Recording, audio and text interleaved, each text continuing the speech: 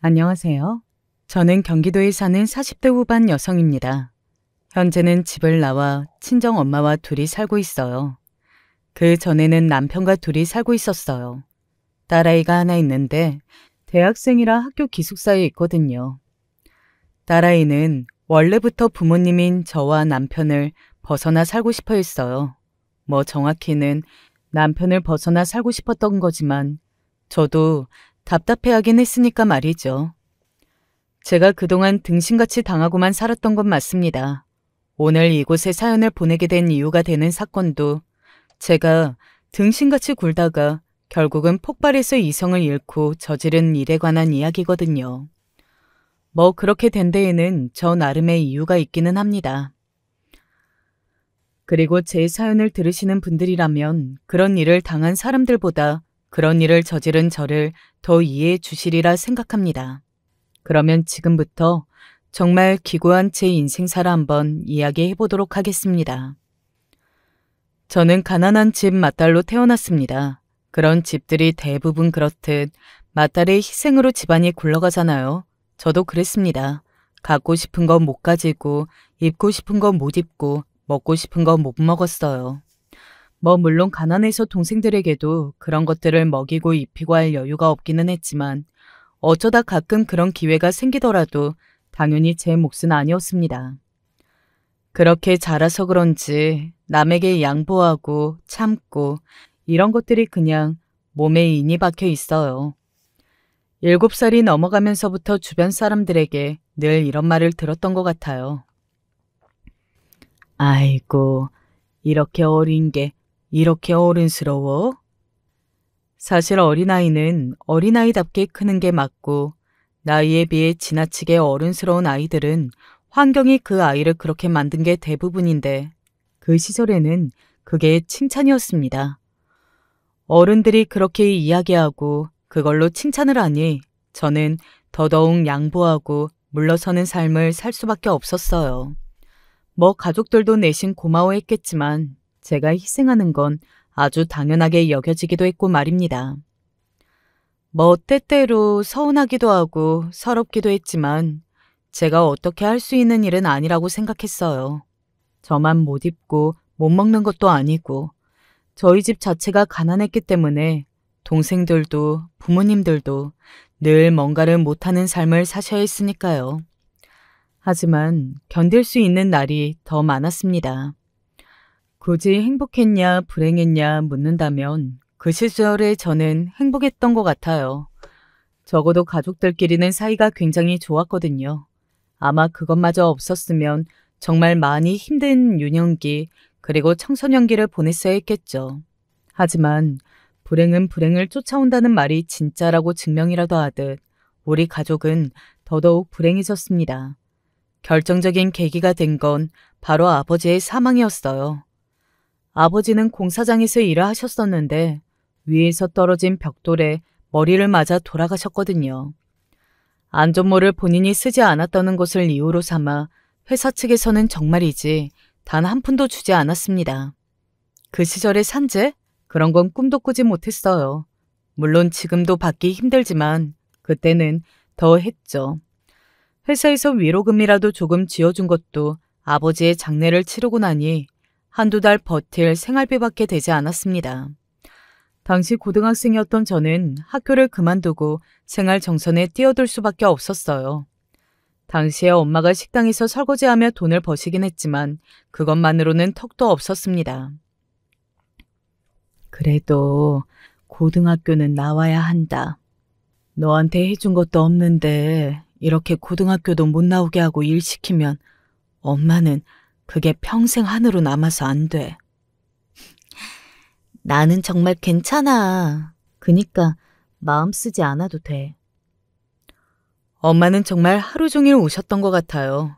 자신이 못나서 못난 부모 밑에서 태어난 죄로 딸내미가 고등학교도 채 나오지 못하는 공장이다 어디다 전전하며 돈을 벌어야 하게 만든 자신이 너무 한스럽다 하시면서 말입니다. 사실 부모님의 잘못도 아니잖아요. 엄마도 아버지도 가난해지고 싶어서 가난한 것도 아니었고 아버지도 그렇게 돌아가시고 싶어서 돌아가신 것도 아니었고 말이죠. 당시에 저보다 더 어렸던 동생들에게 돈을 벌러 나가라고 할 수도 없는 노릇이었고 말입니다. 그 집에서 돈을 또 누가 벌어야 한다면 그건 바로 저밖에 없었어요. 물론 힘든 순간도 많았고 하늘이 원망스러웠던 적도 많습니다. 어리고 힘도 없는 저는 불평등한 일을 겪었던 적도 더 많았어요. 주기로 한 돈에서 덜 주거나 아니면 아예 돈을 받지 못하는 일도 많았고 어린 여자아이라고 만만하게 보고 막대하는 나쁜 어른들도 많았고 말입니다.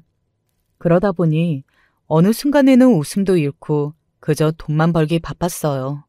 그렇게 저는 성인이 되었습니다. 그런 상황에서 남편은 바깥 생활에서 저에게 따뜻하게 대해준 유일한 사람이었어요. 아마 그랬기에 제가 그 긴 세월 동안 남편 곁을 떠나지 못하고 그렇게 미련하게 군 걸지도 모릅니다. 그때의 기억이 너무 좋아서 말이죠. 남편은 제가 일하던 공장의 직원이었어요. 하루는 억울하게 혼인하고 있는 저의 편을 들어준 적이 있습니다. 그때 남편이 제 편을 들어준 걸 저는 아직도 사실 잊을 수가 없기는 해요. 제 편을 들어준 가족이 아닌 사람은 정말 난생 처음이었거든요. 남편은 저에게 꾸준히 호감을 드러냈고 저도 그런 남편이 싫지 않았습니다. 당시에 저는 21살, 남편은 28이었어요. 저는 처음 만난 남자가 바로 남편이었습니다. 그리고 이날 이때까지 남편 외에 다른 남자는 제 인생에 없었고 말입니다. 이제 와서 생각해보니 억울한 마음이 들기도 하네요. 하지만 당시에는 그런 마음이 단 하나도 들지 않았어요. 그만큼 남편을 사랑했으니까요. 남편의 집안은 평범했습니다. 하지만 그 평범이 제 눈에는 정말이지 대단해 보였어요. 평범한 집도 대궐만해 보였고 남편의 모든 것들이 저에게는 엄청나게 좋아 보였습니다. 제가 워낙 없이 자라서 그랬을 거예요. 지금 와서 돌이켜보면 그게 뭐라고 그렇게 신기하고 대단하다고 생각했나 하는 생각이 드네요. 아무튼 그렇게 남편과의 모든 것들이 행복하고 좋았습니다. 물론 그렇지 않을 때도 있긴 했어요. 바로 시어머니를 처음 만났던 날이었습니다. 남편은 결혼하고 싶은 여자가 있다며 저를 집으로 데리고 갔거든요. 아버지가 안 계신다고? 네. 말투가 굉장히 무섭고 셌어요. 제가 잔뜩 주눅이 들어 그렇게 대답했습니다. 당시에 저는 22이었어요. 당연히 시어머니의 그런 모습이 무서울 수밖에 없는 나이였습니다. 중졸이라고? 네. 아니, 그건 이 사람이 집안의 맞이라서 아버지 돌아가시고 동생들 돌본다고 돈 벌어야 해서 그렇게 된 거야. 그러면 앞으로도 동생들 뒷바라지 해야 할 거 아니냐? 저는 차마 대답할 수 없었습니다. 당시에 고등학생들이던 동생들을 엄마 혼자 뒷바라지하게 할 수는 없었어요. 제가 너무 제 상황을 생각하지 않고 남편이 좋다는 이유 하나만으로 덜컥 결혼하자는 말을 승낙한 게 아닌가 하는 후회가 밀려왔습니다. 남들이 보면 아주 뻔뻔하다고 생각할 수 있을 만한 결정이긴 했어요. 제가 시어머니 입장이었더라도 당시에 저의 그런 상황을 보고 결혼하라고 할 수는 없었을 겁니다. 당연히 시어머니는 거의 눈을 뒤집고 반대하셨어요. 내 눈에 흙이 들어가도 안 된다. 아니 내가 죽어도 안 돼. 죽어도 관뚜껑 열고 나와서 반대할 거다. 어떻게 데려와도 이런 애를 데리고 와서 결혼한다고 할 수가 있니? 너 미쳤니? 제정신이야? 정말 엄청나게 반대하셨습니다. 가난한 것도 아버지가 없는 것도 또 그 때문에 동생들을 돌봐야 해서 고등학교를 나오지 못하고 일찍 돈을 벌기 시작한 것도 또 지금도 앞으로 몇 년간은 동생들을 뒷바라지 해야 하는 것도 그 어느 하나도 제 탓은 아니었지만 그래도 저를 주눅들게 만드는 것들 뿐이었어요. 그전까지만 하더라도 제 이런 처지가 슬펐던 적은 있어도 원망스러웠던 적은 없었거든요. 그런데 정말 사랑하는 남자와 이렇게 헤어져야 한다고 생각하니 정말 그런 제 처지가 원망스럽더라고요. 그래서 그 시기에는 정말 많이 울었던 것 같습니다. 밥도 제대로 못 먹어서 살도 많이 빠져서 보는 사람마다 어디 아프냐, 무슨 일이 있냐 물어봤던 게 지금 어렴풋이 기억나네요. 하지만 그 중에서도 가장 걱정되고 무섭고 두려웠던 건 다름 아닌 남편이 혹여나 저에게 헤어지자고 할까봐였습니다. 당시에 1년 정도밖에 만나지 않았던 시기이긴 했지만 저는 정말이지 남편을 너무 많이 좋아했어요. 그 당시에 제 세상의 전부나 마찬가지였던 사람이었습니다. 처음 그렇게 마음을 준 사람이라 그런지 헤어진다는 건 정말이지 상상도 못하겠더라고요. 하지만 다행히도 남편은 이렇게 이야기해 주었어요. 우리 같이 엄마 설득하자. 우리가 잘하면 마음 돌릴 수 있을 거야. 남편의 그 말이 정말 고마웠습니다. 그래서 저는 정말 노력했어요. 일을 하면서 고등학교 검정고시를 땄고 일도 정말 열심히 했습니다. 최대한 돈을 많이 벌어서 친정해주고 얼른 남편과 결혼하고 싶었거든요. 이 사람을 이제나 저제나 놓칠까봐 불안해하는 건 하고 싶지 않았어요. 그렇게 2년을 남편과 더 만났습니다. 그 사이에 저는 검정고시를 패스해 고등학교 졸업장을 땄고 제 동생 둘은 한 명은 대학생, 한 명은 취직했어요. 어느 날 대학을 가지 않고 취직을 한 동생과 엄마가 저를 부르더군요. 이제는 더 이상 집에 돈 주지 않아도 된다. 둘째도 장학금으로 학교 계속 다닐 수 있고 그리고 이제는 집에 돈 버는 사람도 한 사람 더 생겼지 않니? 그동안 너무 고생 많았고 또 미안했다. 그니까 너도 이제 네 인생 살아. 제가 집안 사정 때문에 결혼하지 못하고 있다는 걸 엄마는 아셨거든요. 그러면서 정말 오래된 것 같은 통장 하나를 저에게 내미셨습니다. 이게 뭐야? 저는 집에 따로 돈이 있을 거라고는 단 한 번도 생각해보지 못했었기 때문에 정말 놀랐었던 것 같아요.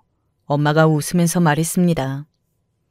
언젠가 네가 결혼을 하게 되면 주려고 내가 모아둔 거다.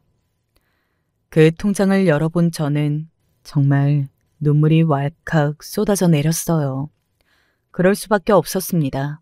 그 통장은 어느 날은 5,000원, 어느 날은 10,000원, 정말 푼돈이 조금씩 저축되어 있는 그런 통장이었어요. 내용을 보기만 해도 엄마가 돈이 생길 때마다 저를 위해 저금을 했다는 게 느껴지는 그런 통장이었습니다. 제가 엉엉 울면서 말했어요. 이런 돈을 어떻게 써? 나 못 써. 이럴 때 쓰라고 엄마가 열심히 모은 거야. 이럴 때 안 쓰면 의미 없는 돈이니까 하나도 안 미안해도 돼. 너는 이거 이상 받을 자격이 있어. 물론 제가 더 이상 중졸이 아니고 더 이상 집안에 돈을 가져다 주지 않아도 되는 상황이 되었다고 상황이 드라마처럼 바뀐 건 아니었어요. 여전히 시어머니는 저와 남편의 사이를 반대했으니까 말입니다. 하지만 남편이 완강했어요. 이 여자랑 결혼 안 하면 저는 평생 혼자 늙어 죽을 겁니다. 그 누구와도 결혼 안 해요. 당시에 남편이 30을 막 넘기고 있었거든요. 지금은 물론 남자 30은 아무것도 아닌 나이지만 당시에는 30이 넘어가면 노총각 소리를 듣던 시기였습니다. 그래서 그런지 몰라도 시어머니는 정말 그럴 수도 있겠다고 생각하신 모양이었어요. 게다가 그렇게 쫓아다니면서 또 모진 말을 해가면서 반대를 했는데 이것들이 3년 넘게 안 헤어지고 만나는 거 봐서는 어쩔 수 없다고 결론을 내리신 것 같았습니다. 끝내는 결혼을 허락해 주셨거든요. 니들 마음대로 해라. 물론 이렇게 말하긴 하셨지만 말이죠. 아무튼 저와 남편은 그렇게 결혼을 하게 되었습니다. 결혼을 허락받은 날 정말 너무 기뻐서 또 울었던 것 같아요. 그때는 정말이지 세상의 모든 것을 다 가진 것 같은 기분이 들었습니다. 그만큼 제가 남편을 많이 사랑했다는 말이겠죠. 결혼을 준비하는 과정도 순탄치만은 않았습니다. 당연히 저의 모든 것들이 마음에 차지 않는 시어머니가 사사건건 시비 아닌 시비를 걸었으니까 말이죠. 저와 저희 가족은 그 과정에서 철저한 의리였어요.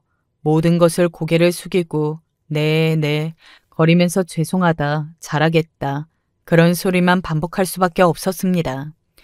지금 와서 돌이켜보면 참 웃기기 그지없어요. 시댁도 대단히 잘 사는 집도 아닌데 자기보다 모자란 며느리 집안을 그렇게 얕잡아보고 갑질할 수 있었던 게 말입니다. 아무튼 당시에는 그런 생각을 하지 못했어요. 저희 집이 절대적인 약자였고 제 눈에는 시댁이 대단해 보였으니 말입니다. 시어머니가 요구하는 혼수나 예단 같은 것들은 대부분 준비해가지 못했고 그걸로 짜증을 내거나 화를 내시면 눈치 보기만 바빴으니까요. 마치 엄청나게 큰 죄를 저지른 죄인처럼 말이죠. 그렇게 죄인이 된 심정과 마음으로 결혼 생활을 시작해서 그런지 저는 늘 시어머니 앞에서 그리고 남편 앞에서 을을 자처했습니다. 당연히 제가 해야 할 몫이라고 생각했어요. 나는 이 집에서 원하는 며느리도 아니었고 또 가지고 온 것도 없고 그러니 시키는 것만이라도 잘해야 한다고 늘 스스로 말했습니다. 시키는 건 군말 없이 했어요. 그리고 언제나 잘하려고 노력했습니다. 이런 노력이 모여서 언젠가는 인정을 받을 거라고 귀염을 받을 거라고 그런 말도 안 되는 헛꿈을 꾸었던 시기가 있었어요. 시어머니는 전혀 저를 예쁘게 보아줄 생각이 없는 분이라는 것을 그때는 몰랐습니다. 살아가면서 알게 되긴 했지만 말이죠. 제사도 참 많은 집안이었어요. 한 달에 한 번꼴로 있었거든요. 게다가 종손이라며 늘 크고 성대하게 친척들도 초대하는 집이었기 때문에 정말 너무 힘들었습니다. 그전에는 시어머니와 시어머니의 동서들, 그러니까 저에게는 큰어머니, 작은어머니 같은 분들이 오셔서 도와주셨는데 남편이 결혼을 하고 나서부터는 며느리와 둘이 하겠다고 이제는 오지 않으셔도 된다고 했다고 하더라고요. 물론 며느리와 둘이 하는 건 아니었습니다. 며느리, 그러니까 저 혼자 하는 거였죠. 저는 매달을 그렇게 큰 제사를 군말 없이 지냈습니다. 어린 시절부터 부엌일은 워낙 많이 해왔던 덕에 힘들긴 했어도 견딜만 했어요. 하지만 시어머니의 눈에는 제가 견딜만한 게 싫으셨던가 봅니다. 음식의 양을 더 늘려야 할 것 같다. 손님들이 더 오시는 거예요? 아니, 그냥 내가 돌아가실 때 손을 조금 들려보내고 싶어서. 음식을 해야 하는 것도 그걸 싸야 하는 것도 저였지만 말입니다. 제가 곤란한 표정을 지으면 이때다 싶어 시비를 걸거나 화를 내셨어요. 왜? 하기 싫으니? 아니, 그게 아니라 물리적인 시간이 부족할 것 같아서요. 그러면 더 일찍 시작하면 될 거 아니니? 내가 누누이 말했지? 너는 할 줄 아는 게 고작 이런 것밖에 없으니까 군말하지 말고 싫은 티 하나도 내지 않고 그냥 다 해야 한다고. 고작 몇 번 했다고 이렇게 싫은 티를 내? 결혼 허락만 해주면 뭐든 다 하겠다고 하더니 이제 결혼했다 이거야? 어? 시어머니가 그렇게 버럭 소리를 지르며 화를 내면 저는 아무 말도 할 수가 없었어요. 그냥 아무 말도 하지 못하고 쭈그려져서 모든 일들을 해내야 했습니다. 그러다 어느 날 실수라도 하는 날이면 정말 그야말로 폭언이 이어졌어요. 근본 없는 거. 하도 빌고 빌어서 불쌍해서 며느리로 받아줬더니 너는 제대로 할 줄 아는 게 하나도 없니? 어? 내가 어디 가서 쪽팔리고 부끄러워서 너를 어떻게 며느리라고 소개하고 다니겠니? 죄송합니다. 그놈의 죄송합니다. 너는 죄송하다는 말 말고는 할 줄을 모르니? 아니면 죄송할 짓을 하지 말았어야지. 다른 말을 하면 말대꾸를 한다고 소리를 지를 거고 변명하면 혀가 길다고 난리를 칠 거면서 늘 그렇게 화를 내셨어요. 저는 단 한 번도 시어머니가 저를 향해 웃는 모습을 본 적이 없습니다. 저를 보면 늘 화만 내셨거든요. 물론 너무 힘들었어요. 하지만 버틸 수 있었던 건 남편 덕분이었습니다. 신혼 초에는 남편과 제 사이가 너무 좋았거든요. 뭐 돌이켜보면 신혼 초부터 남편은 저한테 잘한 게 아니기는 해요. 정말 잘하는 남편이면 자신의 부인이 자신의 어머니에게 그 지경으로 혼이 나면 중간에서 뭐라도 할 텐데 남편은 그런 걸 전혀 하지 않았으니까요. 내가 너무 고생시키는 집안에 데리고 와서 미안해. 하지만 그 시절에는 남편의 그런 말 한마디에 진심으로 위로받았고 정말로 괜찮아졌습니다. 물론 그마저도 신혼 초기일 뿐 나중에는 남편도 저에게 그런 말을 하지 않았지만요. 그리고 시어머니는 결혼하고 2년쯤 지나서부터는 다른 걸로 저를 잡기 시작하셨어요. 바로 임신이었습니다. 네 나이에 임신이 이렇게까지 안 되는 거면 어디 문제가 있는 거 아니니? 자기 아들에게는 당연히 문제가 없을 걸로 생각하는 것 같았어요. 그리고 그 당시에는 저도 당연히 저에게 문제가 있는 줄 알았습니다.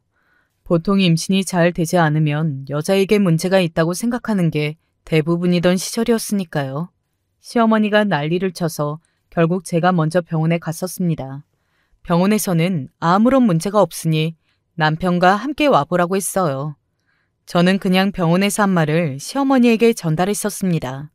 시어머니는 완전히 노발대발하셨어요. 지금 우리 아들한테 문제가 있다는 말이냐? 아니요. 그렇다는 게 아니라 저는 문제가 없으니까 이런 경우에는 부부가 함께 검사받아봐야 한다고 병원에서 의사 선생님이 그렇게 말씀하신 거예요. 제 그런 말에 차마 저에게는 뭐라고 하지 못하고 이러시더군요.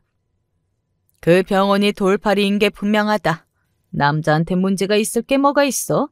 나랑 다른 병원에 가보자. 그러면서 제 손을 붙잡고 다른 병원에 갔어요. 뭐 결과가 다를 게 있었겠어요. 당연히 똑같은 이야기를 들었습니다. 아내분은 별 문제가 없는 것 같으니 남편분을 모시고 오라는 말입니다. 시어머니는 차마 저에게는 소리를 지르지 못하고 이런 말만 중얼거렸어요. 사주가 안 맞는다고 하더니 이게 다 사람을 잘못 들여서야. 그런 거에도 저에게 이유를 찾으셨어요. 그냥 세상 모든 것들이 다 제 잘못이고 제 탓이었습니다. 그러고도 몇 개월을 제 사주가 어떻네, 이름이 어떻네 하면서 말도 안 되는 트집들을 잡으시더니 그런데도 임신 소식이 들려오지 않자 남편과 함께 병원에 가보라고 이야기하시더군요. 병원에서 들은 이야기는 이랬습니다. 남편분이 불임은 아닌데 정자수가 많은 편이 아니라서 이런 경우에는 자연 임신이 힘들기는 해요. 임신을 못한다는 말인가요? 못한다는 게 아니라 다른 정상적인 정자수를 가진 분들보다는 어렵다는 말이죠. 물론 되기는 합니다. 술, 담배 적당히 하시고 운동 열심히 하시고 그러시면서 한번 같이 노력해 보죠. 남편은 어딘가 절망적인 표정을 짓더군요. 그전부터 남편의 태도가 조금 바뀐 것 같은 기분이 들긴 했는데 아마 저에게 자존심을 많이 상해했던 것 같아요.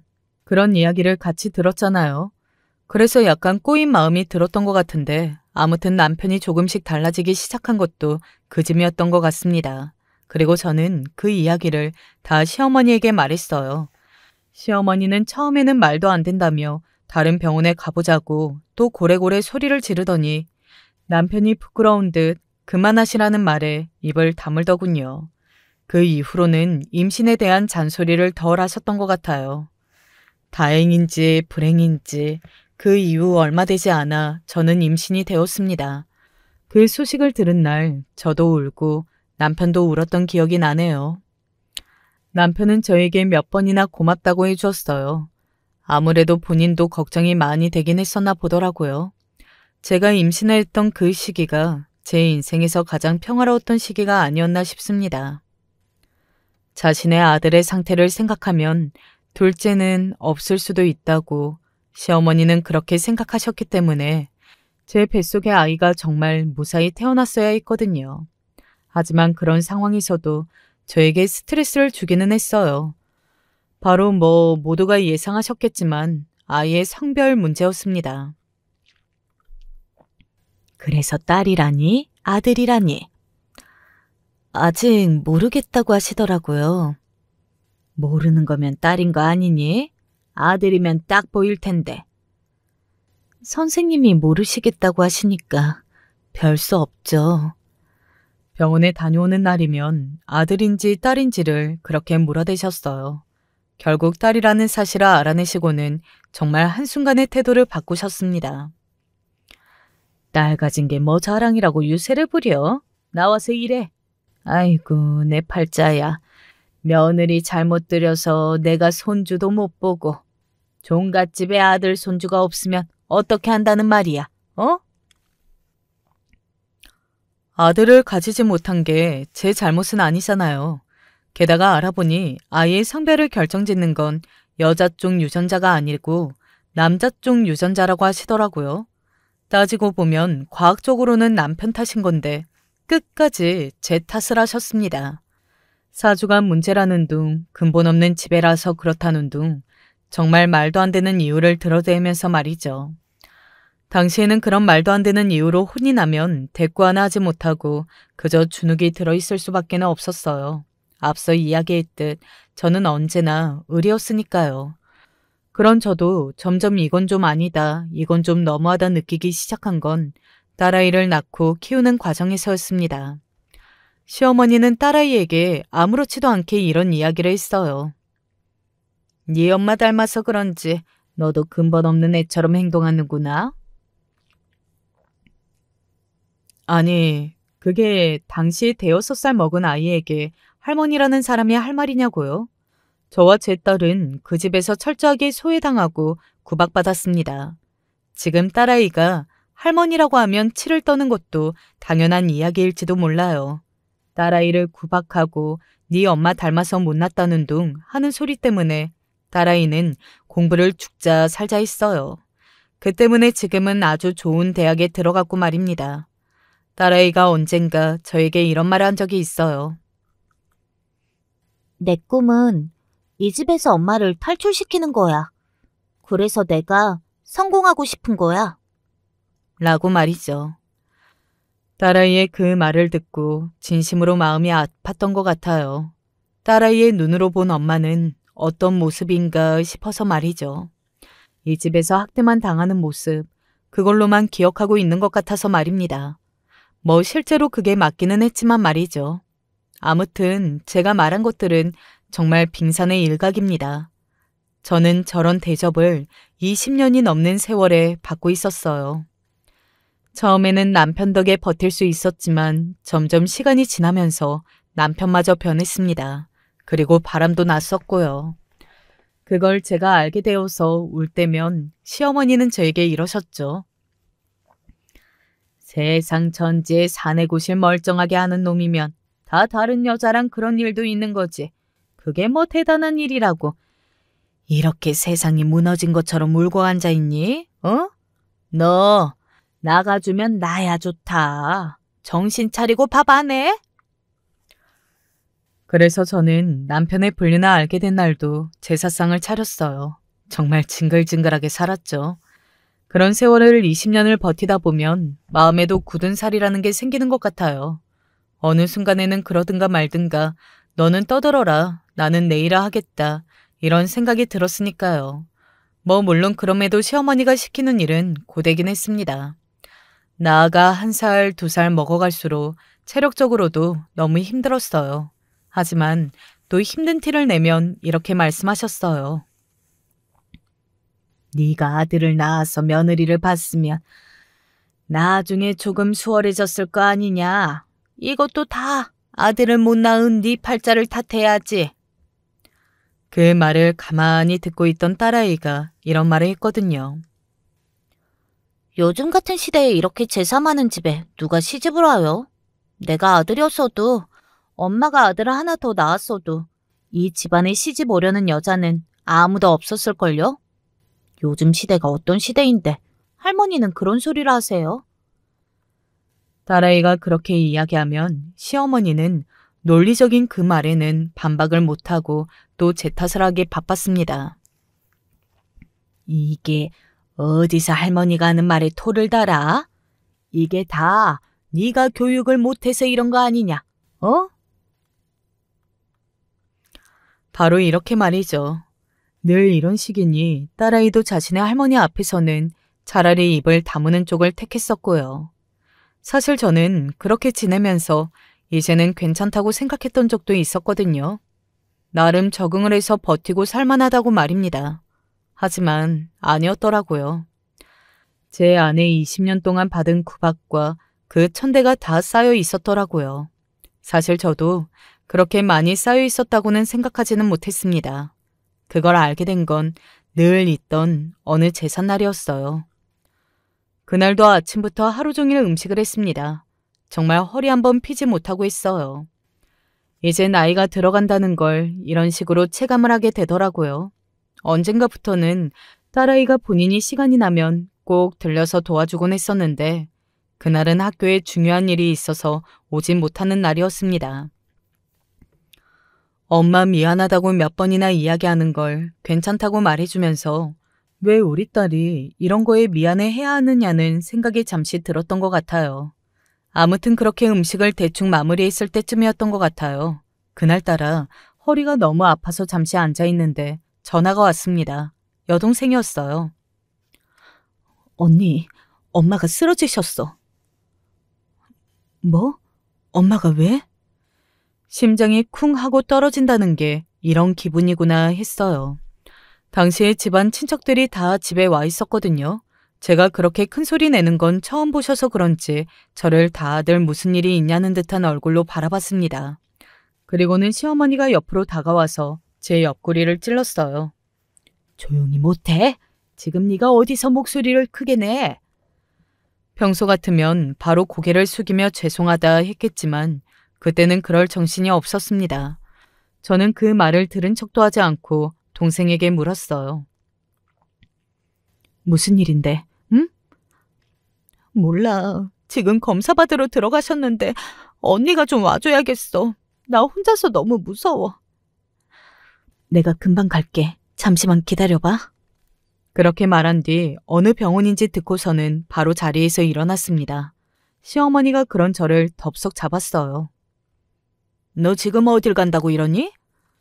저 같으면 무슨 일이니? 부터 물어봤을 것 같은데 시어머니는 그런 사람이었어요. 당장 제가 어디 가는 게 더 거슬리는 사람 말입니다. 엄마가 쓰러지셨대요. 저 지금 병원에 가봐야 할 것 같아요. 아니, 지금 제사가 곧인데. 당시에는 빨리 엄마한테 가봐야 한다는 생각이 머릿속에 가득했었기 때문에 시어머니의 그 말도 그냥 한 귀로 듣고 흘렸는데 지금 생각해보니 진짜 기가 차는 대답이긴 하네요. 아니, 사돈이 쓰러져서 병원에 있다는데 음식도 다 해놓은 제사를 걱정하느라 며느리를 잡다니요.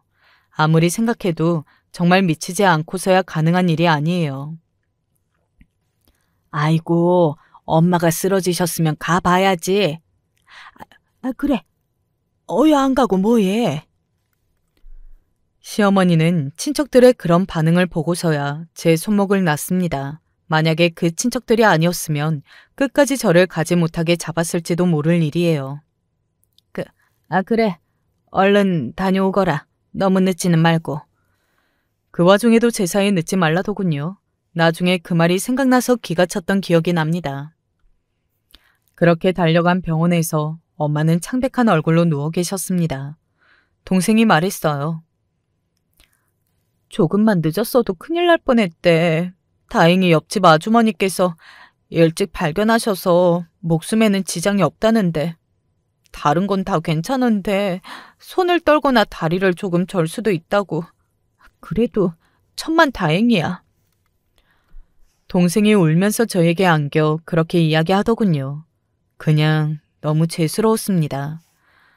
시댁에는 그렇게 뻔질나게 드나들면서 시어머니가 하라는 건 다 하고 이것저것 다 만들어 드리면서 엄마에게는 언제 그랬냐 하는 마음이 들어서 말이죠.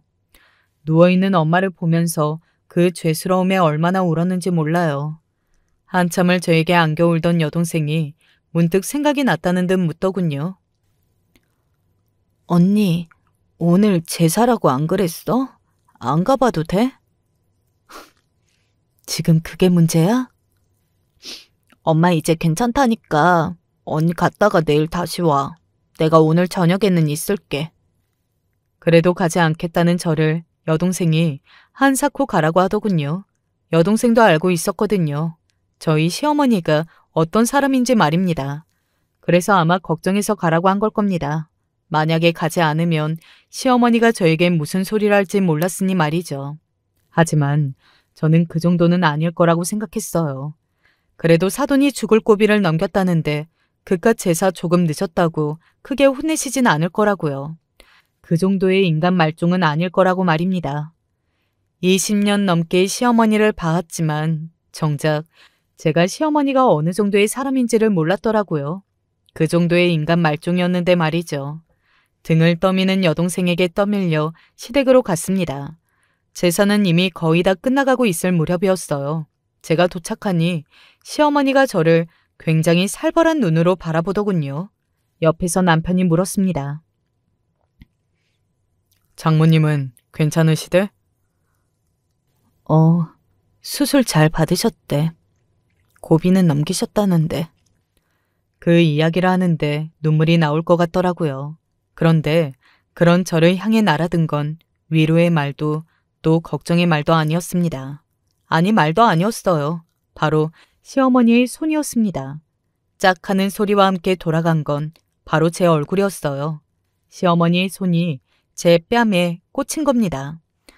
저는 돌아간 고개와 함께 잠시 멍했던 것 같아요. 지금 이게 무슨 상황인지 도저히 이해가 되지 않았거든요. 제사에 늦어? 시어머니는 그냥 그 포인트에 몹시 화가 나신 듯 했어요. 저는 너무 어이가 없어서 뺨을 잡고 시어머니를 바라봤습니다. 저 말고 다른 사람들도 놀란 듯 했어요. 왜 아니겠어요? 그런 상황에서 늦었다고 며느리의 뺨을 때리는 시어머니라뇨. 무슨 막장 드라마에서나 볼 법한 상황 아니냐고요. 네가 이따위로 이러니까 네 애미가 쓰러지지. 네 애미가 너 대신 벌 받은 거 아니냐? 저는 그렇게 생각해요. 사람이 할 말이 있고 못할 말이 있다고 말입니다. 적어도 그 상황에서는 시어머니가 저에게 그 말을 했으면 안 됐어요. 그건 인간이라면 인간에게 해서는 안 되는 말이었습니다. 저는 그 순간 이성이라는 걸 잃었어요. 뭔가 뚝 끊기는 기분이었습니다. 사람이 너무 화가 나면 그렇게 되기도 하더라고요. 지금 말 다 하셨어요? 제가 눈을 치켜뜨고 그렇게 물었습니다. 시어머니는 움찔했던 것 같아요. 제가 그런 눈으로, 그런 말투로 자신에게 말을 한 적이 없으니 놀랐을 겁니다. 지금 이게? 네 시어머니 보는 눈 봐. 너 지금 네가 잘했다는 거니? 이게 한 대 더 맞아야 정신을 차릴 거야? 응? 어머니, 그만하세요. 보다 못한 남편이 말리기 시작했지만 시어머니도 이미 분노로 제어가 되지 않는 상태였어요. 자신을 잡는 남편을 뿌리치고는 제 앞으로 와 제 어깨를 손가락으로 툭툭 치며 밀기 시작했습니다. 네가 이러면 오늘처럼 그 업보가 다 네 애미한테 돌아간다. 저는 저를 미는 시어머니의 손을 뿌리치듯 확 쳤어요. 그 행동에 시어머니는 그 자리에서 굳었습니다. 굉장히 많이 놀라신 것 같더라고요.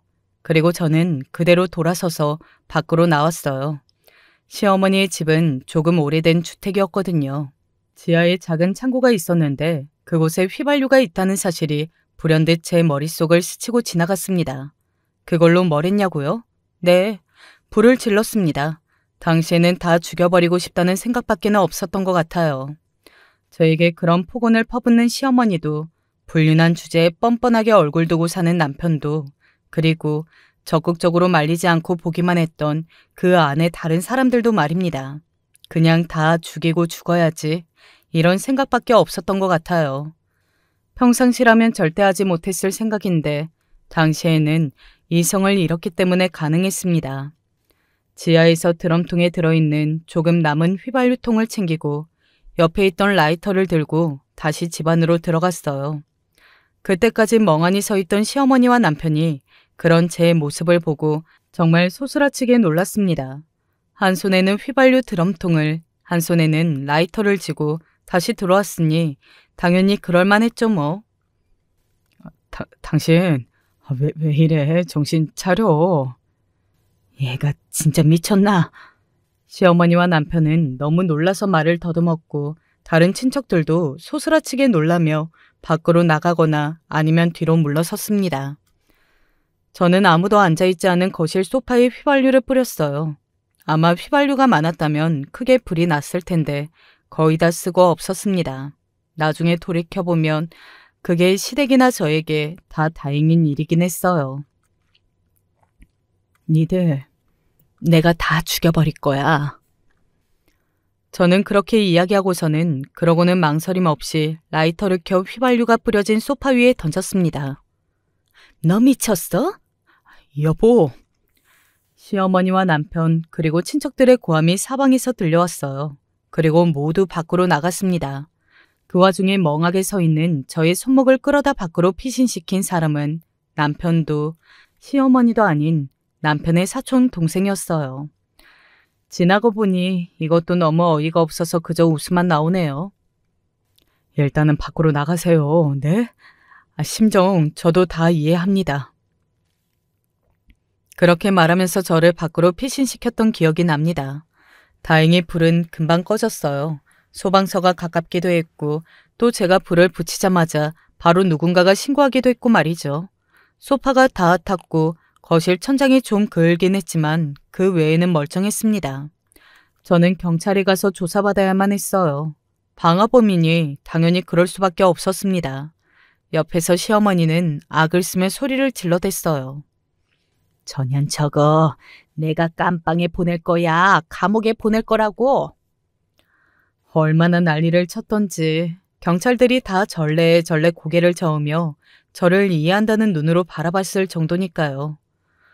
조사하는 과정에서 남편과 그곳에 있던 친척들의 증언으로 저는 그날 훈반 조치를 받을 수 있었습니다.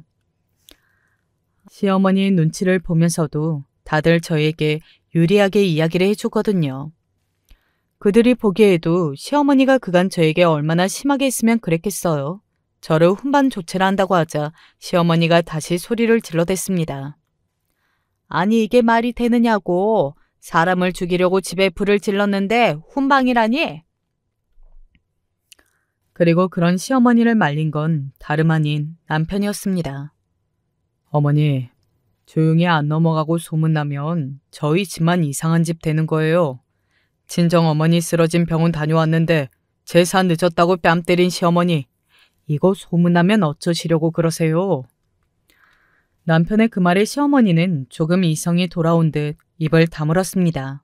본인이 생각해도 그건 말도 안 되는 짓이고 남들에게 손가락질 받을 짓이라는 걸 아는 거예요. 그걸 알면서도 저에게 그런 짓을 한 게 정말이지 화가 났지만 말입니다. 그리고 아마 남편은 제가 억한 심정을 갖고 본인 불륜까지 걸고 넘어지게 될까봐 더 저를 아무 일 없이 곱게 보내주려고 했을 겁니다. 하나하나 다 트집을 잡기 시작하면 불리한 건 제가 아니라 자신이었으니까 말이죠. 그렇게 그날 훈반 조치로 경찰서를 나왔고 저와 남편은 곧장 합의-이혼을 했습니다. 뭐 남편으로서도 집에 불을 지른 부인이랑은 무서워서 더는 못 살겠다고 생각했을 수도 있죠. 그리고 실제로 많이 쫄아 있었던 것 같고 말입니다. 그러니 재산 분할도 제가 요구한 대로 해준 거일 테고 말입니다. 저는 그렇게 20여 년간의 결혼 생활의 마침표를 찍었습니다. 참 화려한 마침표죠. 잘했어. 엄마는 그렇게 해도 돼. 다른 사람은 몰라도 엄마는 그래도 돼. 모든 소식을 뒤늦게 들은 딸아이의 그 말에 눈물이 났던 것 같아요. 정말 괜찮다고 위로받는 기분이 들었거든요. 저는 그 집을 나와 친정엄마 집으로 들어갔습니다. 엄마는 크게는 아니라도 후유증이 조금 있으시기도 했고 옆에 있어야 안심이 될 것 같았거든요. 그리고 엄마가 들어놨던 보험이 생각보다 보상금이 커서 나온 금액이 컸어요. 그거와 제가 재산 분할 받은 것, 그리고 기존에 엄마가 살던 집을 팔아서 자그마한 새 아파트로 이사를 하였습니다. 둘이 살기에도 좋고 무엇보다 동선이 편했어요. 엄마가 편해하실 곳으로 골랐어요. 그리고 얼마 지나지 않아서 남편이 재혼했다는 이야기를 들을 수 있었습니다. 뭐 상대는 당시에 불륜 중이었던 그 여자였어요. 이혼하면서도 금방 다시 재혼할 것 같다고 생각했었는데 생각보다 더 빠르더군요. 그래서 그냥 웃음이 났던 것 같아요. 그리고 여기서부터는 전해 들은 이야기인데 시어머니가 화병에 머리를 싸매고 누우셨다는 말을 들었습니다. 새로 들인 며느리가 손 하나 까딱 안 하는 스타일이래. 자기 집 설거지도 안 하는데 제사상을 차리겠냐고. 자기가 이 나이에 지금 제사상을 차려야 하냐고 완전히 들어 누웠는데 그 며느리는 눈 하나 깜짝 안 한다더라. 그 양반 성격에 지금 화병 날만 하지 뭐. 그렇다더군요. 그냥 웃음이 났습니다. 그 와중에도 제사는 포기하지 못하는 시어머니도, 그리고 늦게 들인 며느리한테도 시집살이 시키려고 했다는 그 사실 자체에도 말입니다. 요즘 같은 시대에 너같이 군말 없이 일 다 해주는 며느리가 어딨다고? 자기 복을 자기가 걷어찼는지. 아마 그 양반은 한 해 두 해 늙어갈수록 후회할 거다. 너 같은 며느리한테 그렇게 해서 결국 이렇게 만든 거. 저는 사실 그 양반이 후회하든 말든 크게 상관이 없습니다. 그냥 얼굴을 보고 싶지도 생각하고 싶지도 않아요. 떠올리는 것만으로도 구역질이 나올 만큼 너무 싫거든요. 하지만 그런 바람과는 달리 얼마간의 시간이 지난 뒤 마트에서 한번 시어머니와 우연히 마주친 적이 있습니다. 원래 장을 절대 안 보셨거든요. 저한테 다 시켰지. 그런데 본인이 직접 장을 보고 있더군요. 장바구니에 들어있는 걸로 봐서는 제사상 준비를 하는 것 같았습니다. 얼굴이 좋구나. 시어머니는 저를 보자마자 그렇게 비꼬듯 말했어요. 그런 시어머니를 보고 아직도 저러고 본인 자존심을 지키고 싶어 하시는구나 싶어 우스운 마음이 들었습니다. 그래서 저도 이야기했어요. 어머님은 얼굴이 안 좋아 보이시네요. 제 그 말에 전곡이 찔린 듯 시어머니의 표정은 순식간에 굳어져 갔습니다. 그런 시어머니를 보며 저는 계속 말을 이어갔어요. 제가 그동안 얼마나 고생하면서 살았는지 이제는 너무 잘 알겠더라고요. 그 지긋지긋한 제사도 안 지내고 제가 먹고 싶을 때 밥 해먹고 그런 게 이렇게 행복한 일인지는 평생 모를 뻔했지 뭐예요. 이제라도 알게 돼서 하루하루 감사하면서 살고 있어요. 그러면서 시어머니를 일부러 아래 위로 훑어봤습니다. 그리고는 말을 덧붙였어요. 어머님은 힘들어 보이시네요. 아, 내일이 제사 날이죠? 그 말에 시어머니는 인상을 팍 썼지만 부들거리기만 할 뿐 더 이상 뭔가를 말하지는 못했어요. 이제는 제가 자기 며느리가 아니라 그런 것도 있었겠지만 아마 제가 그날 벌인 일에 대한 겁이 아직 남아있을 걸로 생각합니다. 누군가 자신의 집에 불을 지른 건 대단히 큰 충격이긴 했을 테니까 말이죠. 그 연세에 혼자 제사상 다 차리려면 고생이 많으시겠어요. 누가 혼자 차린대? 소문 다 난 거 모르시는구나. 새로 들이신 며느리가 손 하나 까딱 안 한다고 이야기 다 들었는데. 제 그 말에 시어머니는 이만 꽉 깨물 뿐이었습니다. 그러고는 제 어깨를 자기 어깨로 일부러 툭 하고 치고는 자리를 피했어요. 그날 집으로 돌아와서 어떤 후련함 같은 걸 느꼈던 것 같아요. 이제는 정말 끝났다. 나는 이제 저 집안 사람이 아니다. 그 지긋지긋한 시어머니의 폭언과 괴롭힘, 제사도 더 이상 내 일이 아니라는 걸 완전히 실감했던 날인 것 같아요. 남편은 그 이후로 2번 정도 연락이 왔었습니다. 별다른 내용은 아니었고 딸아이가 보고 싶다는 내용이었어요. 뭐 시간이 되면 같이 밥이나 먹자 뭐 이런 말을 하길래 그건 제가 아니라 딸아이한테 허락부터 받으라고 말해줬습니다. 딸아이가 자신의 아빠도 치를 떨어 하거든요. 당연히 만나고 싶어 하지도 않고 말이죠. 아마 그 제 지인의 말처럼 시어머니도 남편도 세월이 지나면 더더욱 후회하게 될 거예요. 그리고 그게 제 최고의 복수가 아닐까 싶습니다. 사실 더 할 수도 있었어요. 하지만 저는 더 이상 그 사람들과 엮이고 싶지도 않고 이제는 온전히 제 행복만을 위해 살아가고 싶어서 그들에게 더 복수를 한다든지 하는 걸 멈췄던 것 같아요. 그게 저에게도 결과적으로 더 좋은 일이었고 말이죠. 지금 저는 행복하거든요. 요즘은 가까운 곳이라도 여행을 다녀오고 싶어서 준비하고 있습니다. 엄마가 그렇게 아프시고 나니까 엄마와 제가 둘이 함께 한 번도 어딘가를 못 다녀온 게 영 마음에 걸리더라고요. 그래서 엄마와 둘이 여행을 다녀올까 싶어요. 여동생이 굉장히 끼고 싶어 했지만 그건 다음으로 미뤘어요. 일단은 저에게 먼저 양보하라고 말이죠. 제 이야기는 여기서 끝입니다. 긴 이야기였네요. 남편을 만나고 이혼하기까지의 과정을 쭉 쓰다 보니까 제 인생도 참 기구했구나 싶어져서 마음이 조금 이상하기도 하고 말이죠. 억울해하면서 살지는 않으려고요. 그러기에는 인생이 너무 짧잖아요. 저는 오늘을 마지막으로 제 과거는 다 털어놓으려고 합니다. 그럴 생각으로 사연을 쓰기 시작한 거기도 하고요. 긴 이야기 끝까지 함께 들어주셔서 감사합니다. 제 이야기로 재밌으셨거나 혹은 조금이라도 위로가 되셨다면 좋겠네요.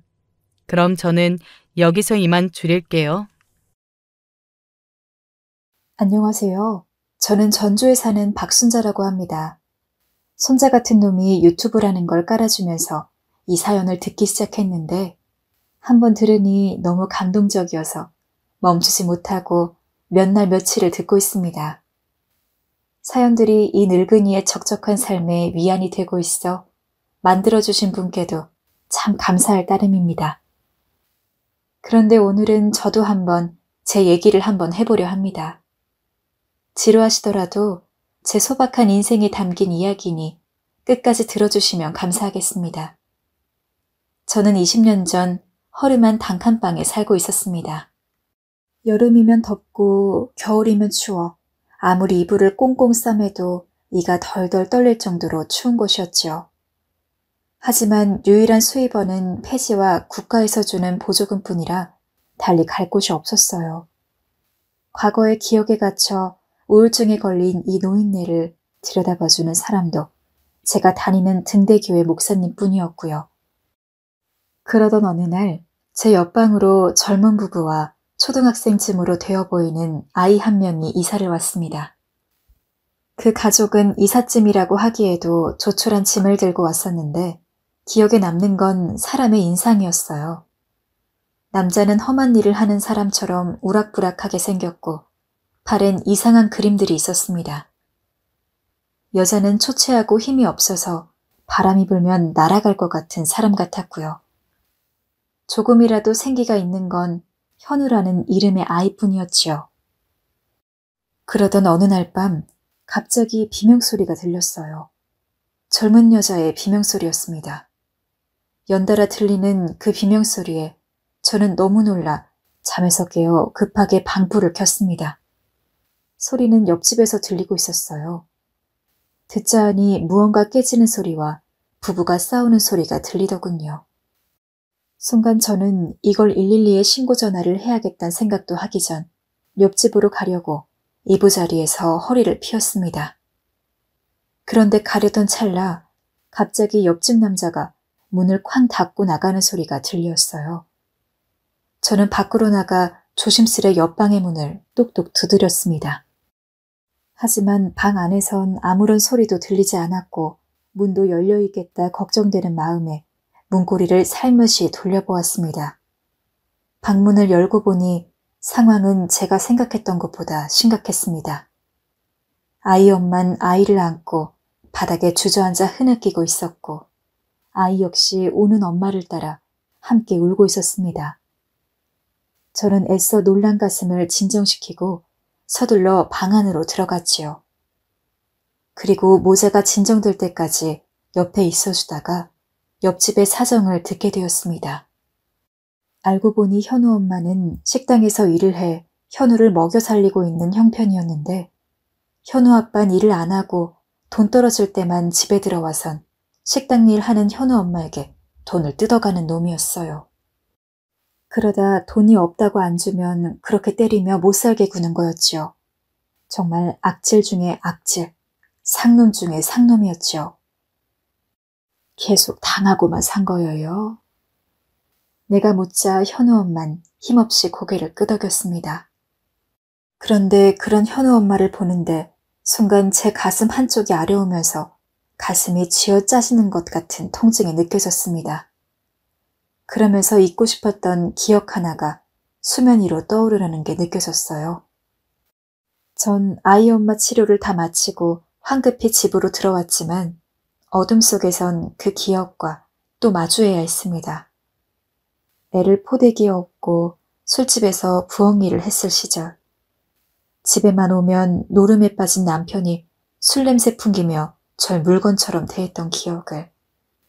저를 이날 이대껏 단칸방에서 노년을 보낼 때까지 괴롭히던 그 기억들을요. 그때의 상처들은 온몸에 지도를 그릴 만큼 많았지만 어디다가 신고도 하지 못하고 그렇게 그냥 참고 산 게 서러워서 그런지 상처들은 어느새 마음의 병으로 자리해버리고 있었죠. 누구보다 이 고통을 알았던지라 이날을 계기로 저는 현우와 현우 엄마를 불러서 밥도 먹이고 이런저런 이야기를 하기 시작했습니다. 남편에게 나도 당하고 살았으니 그 심정 잘 안다고요. 도움 줄 수 있는 게 있다면 주겠다고요. 아이 엄만 괜찮다며 거절했지만 전 가만히 있지 못했습니다. 가만 보니 아이 엄마가 밤에 식당 일을 나갈 땐 애가 혼자 있더라고요. 그래서 전 현우를 제 방으로 불러 숙제하는 걸 봐주기도 하고 저녁밥도 차려주었습니다. 현우는 반찬도 별로 없었는데 제가 해주는 밥을 참 좋아했습니다. 할머니가 하는 건 뭐든지 맛있다고 하면서 다른 반찬을 해달라 칭얼대지도 않았어요. 그러다 어느 날 제가 폐지를 주우러 가는 걸 알았는지 옆에서 도와주겠다며 떼를 쓰는데 제가 힘들어서 안 된다고 하자 자기가 학교에서 오는 길에 직접 박스 몇 개를 주워 집에 갖다 놓더라고요. 어리지만 참 기특하고 대견했습니다. 특히나 저한테 할머니 할머니 하면서 덤비는 게 얼마나 예쁜지 보기만 해도 배가 불렀지요. 현우 엄만 이런 제게 어르신이 제 어머니나 다름없다며 정말이지 고마워했어요. 전 그런 현우 엄마도 살아가는 게 기특하다고 현우 엄마의 등을 쓸어주며 칭찬해줬고 아이 엄만 제 앞에서 이쁘게 웃곤 했어요.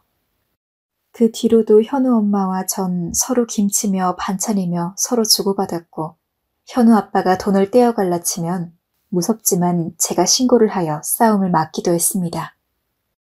참 신기한 건 그렇게 현우네와 인연을 지내니 옆에 사람이 있어서 그런지 마음의 병도 나아지고 외로움도 어느새 남의 얘기가 되더군요. 현우가 있고 현우 엄마가 있으니 더 이상 사는 게 적적하지도 그리 고단하지도 않았어요. 오히려 몇십 년 만에 사는 게 처음으로 행복하다는 생각도 들었습니다. 그렇게 현우 모자와 한 가족으로서 지난 2년을 이어간 지 2년이 지났을 때쯤이었습니다. 어느 날처럼 현우가 저희 집에 와 라면을 먹고 있었을 때였어요. 그날은 현우 엄마가 친정에 잠시 가야 한다며 제게 현우를 맡기고 잠시 떠난 날이었죠. 현우가 라면에 밥을 말아 먹으려다 뭔가 생각이 난 듯 책가방에서 무언가를 뒤적거리더니 제게 갑자기 꼬깃꼬깃한 종이 한 장을 주더라고요. 이게 무엇이냐? 엄마가 할머니한테 전해주래요. 얼른 봐요, 할머니. 궁금해요. 종이 위엔 할머님께 라고 적혀 있었고 아이 엄마의 정갈한 글씨가 쓰여 있었어요. 허나 전 그걸 읽자마자 그만 손이 떨리고 입에선 비명소리가 나올 것 같아 급하게 입을 막았습니다.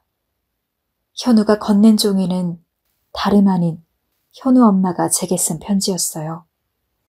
그리고 편지 안은 현우 아빠의 연락처와 함께 그동안 잘해줘서 감사하다는 간단 명료한 내용이 적혀 있었습니다.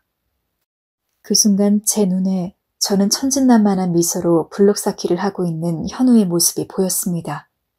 현우는 엄마가 자기를 버린 줄도 모르고 웃고 있었습니다. 할머니, 엄마가 뭐래요? 현우 엄마가 일하는 식당 사람들도 그렇고 아무도 현우 엄마의 행방을 알지 못했습니다. 화가 났습니다. 아무리 힘들어도 그렇지 이렇게 어린 자식을 장난감처럼 버리다니. 현우 엄마의 사정이 뭐든 간에 그간 제가 보았던 애엄마의 천사 같던 모습들이 한순간에 와르르 무너져 내리면서 배신감이 들었습니다. 별 수가 없었어요. 어쩔 수 없이 적힌 애아빠 전화번호에 전화를 걸었습니다. 설마 제 자식인데 그래도 키우겠지 싶었지요. 그런데 제가 사정을 말하자 애아빤 또렷한 목소리로 이렇게 말하더라고요. 고아원에 보내던지 하세요. 나랑은 상관없는 일입니다. 뭐라고? 그럼 애를 지금 버리겠단 거요? 상관없는 일이라고 하지 않았습니까? 전하지 마세요. 정말이지 어이가 없었습니다. 아무리 그래도 제 자식인데 제 새끼를 버리려 하다니 전 그놈이 전화를 받을 때까지 계속 걸었어요. 그런데 놈은 제가 현우 때문에 전화한 걸 알고선 일부러 전화를 받지도 않았지요. 제가 수백 번 연락을 시도한 끝에야 애아빠는 현우를 데리러 왔습니다. 근데 또 술을 먹었는지 애아빠 몸에선 술 냄새가 잔뜩 나더라고요. 지 마누라까지 도망가게 했으면서 정말 한심한 꼬락선이었지요. 전 그 꼴이 보기가 싫어 고개를 획 돌렸습니다. 그런데 그 순간 가기 싫은 듯 이불 위에서 비비적거리고 있는 현우가 보였어요. 현우, 얼른 아빠한테 와. 나 여기가 좋은데. 애아빠가 현우에게 오라고 하자 현우는 어쩔 수 없다는 듯 이불에서 내려와 애아빠한테로 걸어갔어요. 아빠의 손을 잡고 걸어가는 아이의 뒷모습은 어쩐지 위태로워 보였습니다. 그런데 그때 갑자기 잘 가고 있던 현우가 아빠를 등지고 제게 달려와 작고 여린 힘으로 제 손을 붙잡았습니다. 현우의 눈빛이 절 향했고 저 역시 현우를 바라보았어요. 현우는 눈물 고인 눈으로 절 보며 입술을 꾹 깨물었습니다. 그리고 할머니 하고 절 불렀습니다. 전 현우가 제게 하려는 말이 뭔지 알았죠. 허나 그건 법적 보호자가 아닌 제가 해줄 수 있는 일이 아니었습니다. 현우야, 가. 아빠 따라가. 네 아빠 따라가야지. 할머니, 나 가기 싫어. 할머니랑 살고 싶어. 그 어린 것이 가기 싫다고 하는데 마음이 얼마나 점이던지 전 안 된다며 고개를 내리저었고 현우의 등을 급하게 애아빠 쪽으로 떠밀었습니다. 다신 현우를 못 본다는 생각에 그런 건지 그렇게 눈물로 현우를 보낸 그날 밤 전 현우가 남기고 간 장난감들과 현우의 채취가 남은 이불을 매만지다가 그만 눈물을 훔치고 말았지요. 그러던 어느 날 현우가 떠나고 한 달 뒤 늦은 밤 폐지를 줍고 오던 길이었어요. 불 꺼진 집에 들어왔는데 어둠 속에서 무언가가 움직이고 있더라고요. 저는 혹시라도 도둑이 들었나 싶어 겁이 나 한 걸음 뒤로 물러섰습니다. 그런데 그때 갑자기 불이 켜지면서 현우가 민망한 얼굴로 절 향해 싱긋 웃어 보였습니다. 어둠 속 도둑은 바로 현우였어요. 현우는 초췌한 모습으로 제가 아침에 해놓은 차디찬 밥과 김치를 먹고 있었습니다. 저는 현우를 보자마자 급하게 현우를 끌어안으며 무슨 일인지 물었어요. 아버지는 어떻게 하고 여기로 온 거냐고요. 그런데 한 달 만에 초췌한 모습으로 나타난 현우는 마치 말하는 법을 잃은 아이처럼 아무 말도 하지 않고 그냥 웃어 보일 뿐이었습니다. 왜 이렇게 마른 거야, 이놈아. 네 아빠가 먹을 거 안 챙겨줘? 학교는 잘 댕기고 있고. 현우야, 왜 이 할미한테 말도 안 하는 거냐. 말을 해야 알지, 이놈아. 나중엔 답답해서 현우의 등짝까지 때렸건만 현우는 졸리다며 새우잠을 자기 시작했어요. 저는 그런 현우를 보다 이내 안쓰러운 마음이 들어 며칠 현우를 데리고 있기로 했습니다. 현우 아빠가 언제 들이닥칠까 무섭긴 했지만 전처럼 현우의 밥을 차려주고 아이의 책가방을 챙겨주며 돌봐주고 있었습니다. 하지만 호랑이도 제 말하면 온다고 아닌 밤중에 누군가 발로 뻥뻥 문을 차는 소리가 들렸습니다. 전 직감적으로 애아빠라는 걸 알았지만 열어주어야 할지 고민했어요. 그런데 갑자기 애아빠의 큰 고함 소리가 들려오자 현우는 이불을 뒤집었었고 얼른 열어주려며 절 떠밀었습니다. 마지못해 전 문을 열 수밖에 없었습니다. 문을 열자마자 애아빠는 신발을 신은 채로 방 안으로 들어왔습니다. 아빠가 너 얼마나 찾았는지 알아? 어르신은 대체 뭐하는 분입니까? 현우는 애아빠의 갑작스런 고함 소리에 놀란 것 같았고 전 그 모습을 보다 애아빠에겐 내가 현우를 여기서 지내라 했다고 말했습니다. 다 내 탓이라고요. 그러자 애아빤 절 한동안 노려보더니 허튼 짓 하지 말라는 경고를 남기고 현우를 데리고 나갔습니다. 현우는 아빠에게 끌려가면서도 자꾸 뒤를 돌아보았어요. 그리고 눈빛으로 또 제게 말을 걸어왔습니다. 제발 자기를 보내지 말라고 하는 것 같은 그런 말들을요. 저는 한동안 그 눈빛이 밝혀 밤잠을 이루지 못했습니다.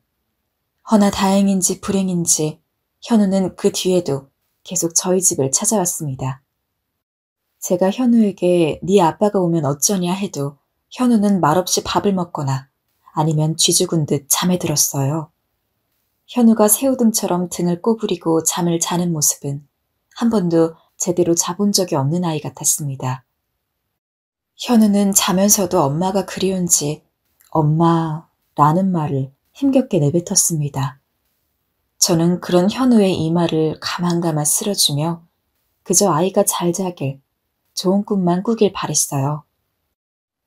그리고 마음속으론 아이 엄마가 마음을 고쳐먹고 현우를 데리러 오길 바랬습니다. 그런 일이 일어나지 않을 걸 알면서도요. 그리고 그날 언제나처럼 현우를 찾으러 현우 아빠가 또 찾아왔어요. 현우 아빠는 더 이상 화내기도 지겹다는 듯 현우를 먼저 차에 들여보내더니 이젠 가짜는 협박을 해왔습니다.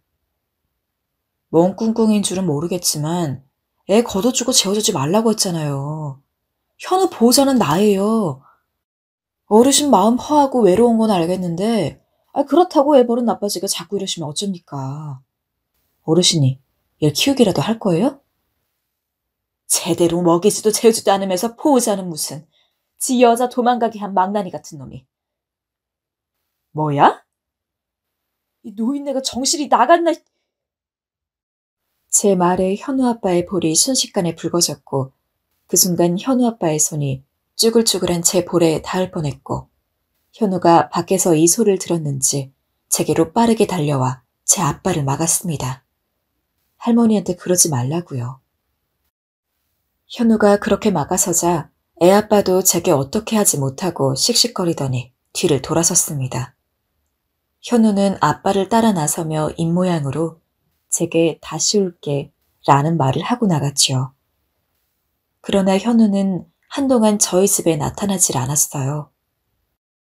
끼니는 안 굶나 학교는 잘 다니고 있는 건가 밤잠이 안 올 정도로 걱정이 됐지만 현우가 어디에 있는지 알 수 없었고 현우 아빠에게 전화를 할 수도 없어 그저 현우가 다닐 법만한 근처 중학교를 서성이곤 했습니다. 그 사이 계절은 여러 번 바뀌었고 저는 평소에 있던 관절염이 심해져 없는 형편에 병원을 왔다 갔다 해야 했습니다. 몸이 아프다 보니 정신도 쇠약해지었고 다시 우울증이 도시면서 어쩐지 현우 생각이 자꾸 났어요. 그러던 어느 날이었습니다. 통통하고 키가 큰 남자의 한 명이 멀뚱히 제 방 앞에 있더라고요. 누군가에서 다가가 보니 낯익은 얼굴이었어요. 바로 현우였습니다. 그런데 현우 옆에 커다란 짐가방이 보이더라고요. 현우는 잠깐 저를 보러 온 게 아니었습니다. 현우, 너 설마 완전히 나온 거냐? 저 할머니랑 같이 살고 싶어요. 그래서 나왔어요. 아빠한테 허락도 받았어요. 저 내쫓지 마세요, 할머니. 전 처음에 현우가 거짓말을 한다고 생각했습니다. 아빠와 함께 살기 싫어 저를 찾아온 거라 생각했지요.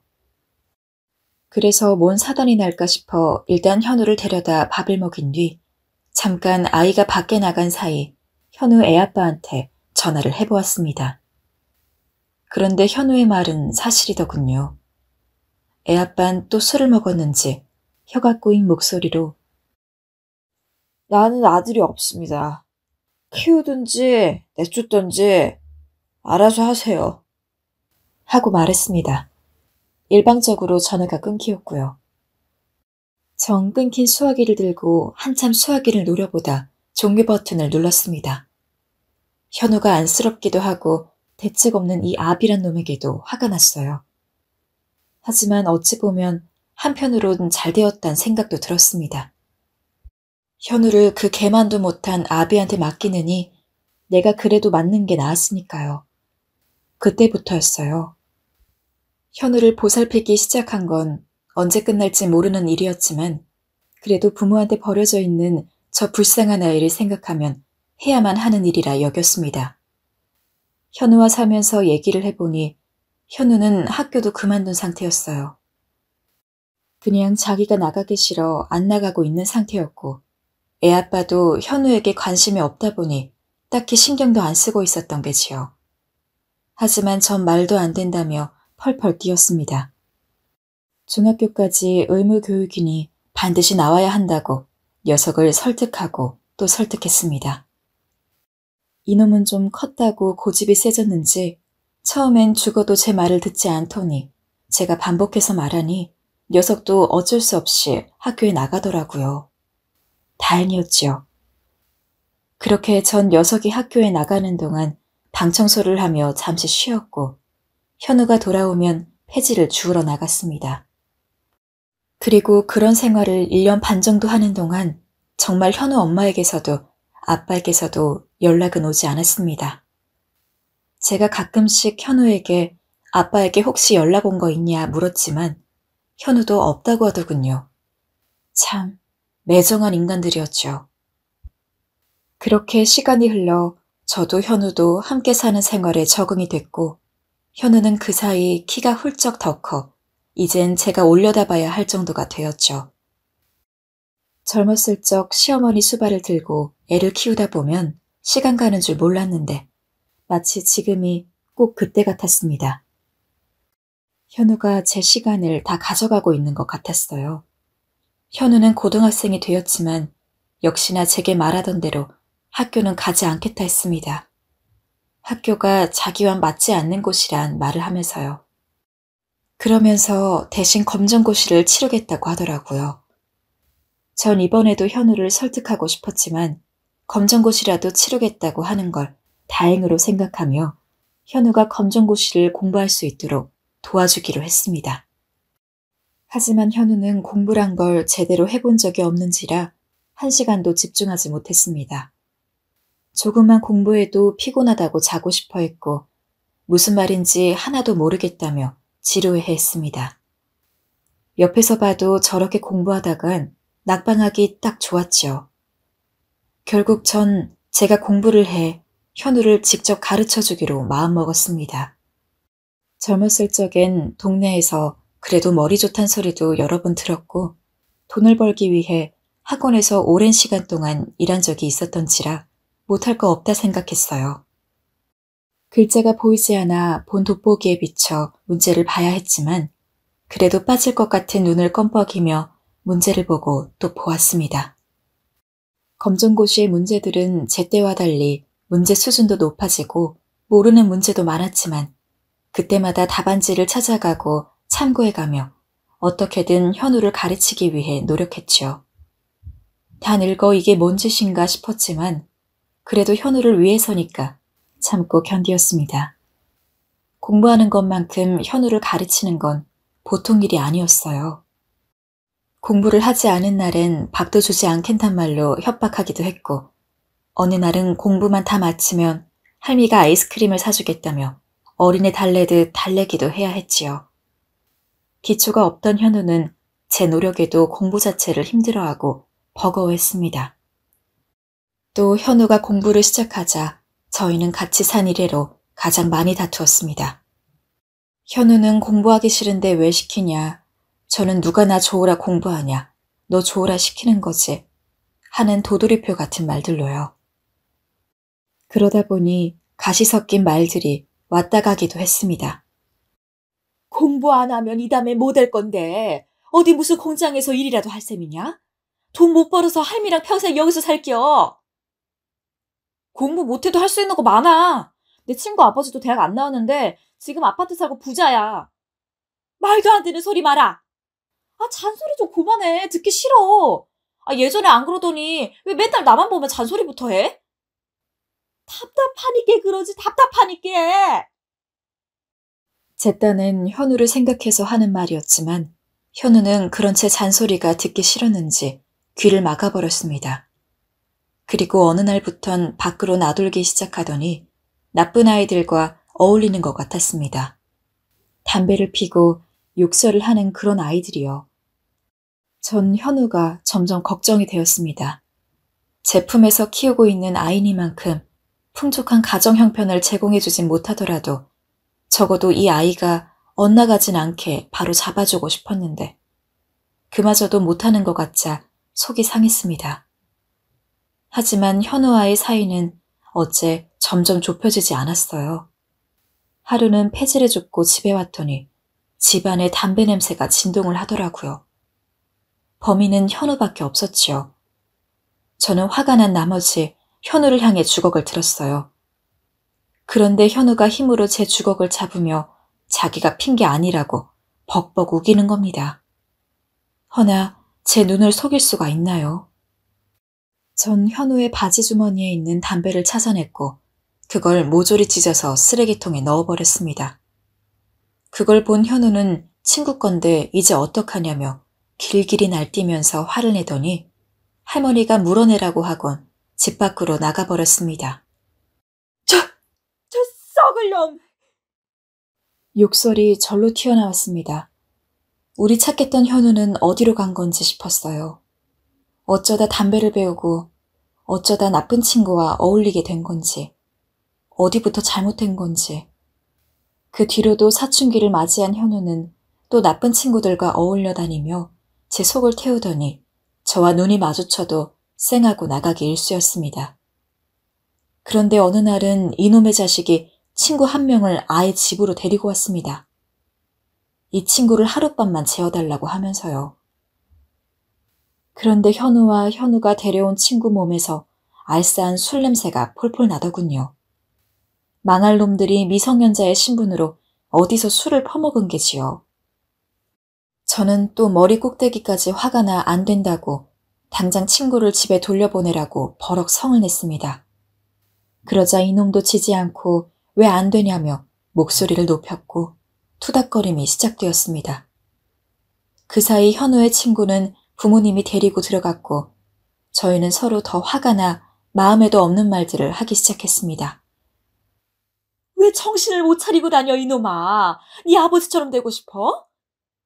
내가 왜 아버지처럼 되냐? 할머니처럼 안 되면 다행이지. 지금 그게 널 키워준 할미한테 할 말이여. 다시 말해봐. 다시 말해보라고. 저는 화가 나 주걱으로 현우의 머리를 때려버렸고 엄마 아빠 대신 키워주고 있는 어른한테 어디 큰 소리를 내냐며 현우를 몰아붙였습니다. 그러자 현우는 손으로 주걱을 잡더니 그럼 나가겠다고 했습니다. 어떻게 키운 아이인데 나가겠다니.